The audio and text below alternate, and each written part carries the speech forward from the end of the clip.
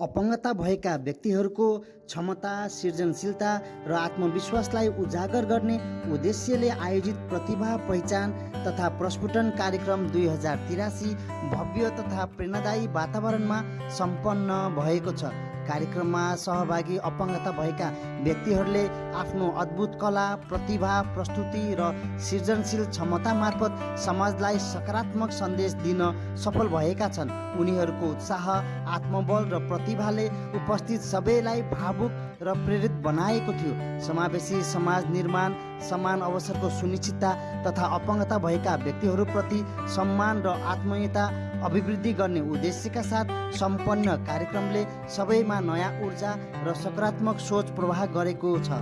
कार्यक्रम अन्तर्गत व्हीलचेयर दौड, चेस प्रतियोगिता, सुन्दर अक्षर लेखन प्रतियोगिता, गायन, नृत्य, कविता, मादल वादन र मुक्तक समेत प्रस्तुत गरिएको थियो। कोशी प्रदेश सामाजिक विकास मन्त्रालय, करुणा फाउन्डेसन नेपाल तथा भद्रपुर नगरपालिकाको त्रिपक्षीय साझेदारीमा सञ्चालन भइरहेको अपङ्गता रोकथाम तथा पुनर्स्थापना कार्यक्रम अन्तर्गत उक्त कार्यक्रम आयोजना गरिएको हो। कार्यक्रम भद्रपुर नगरपालिका सामाजिक विकास शाखाको आयोजना र भद्रपुर सहयात्री संस्थाको समन्वयमा भएको हो। स्थानीय अपङ्गता समन्वय समितिकी संयोजक तथा भद्रपुर नगरपालिकाकी उपप्रमुख राधा कार्कीज्यूको अध्यक्षतामा सम्पन्न कार्यक्रममा नगर प्रमुख गणेश पोखरेलज्यूको प्रमुख आतिथ्य रहेको थियो। कार्यक्रम सफल बनाउन सहयोग गर्नुहुने सम्पूर्ण अतिथि, सहभागी, सहयोगी संस्था, अभिभावक तथा प्रत्यक्ष अप्रत्यक्ष रूपमा योगदान पुर्याउनुहुने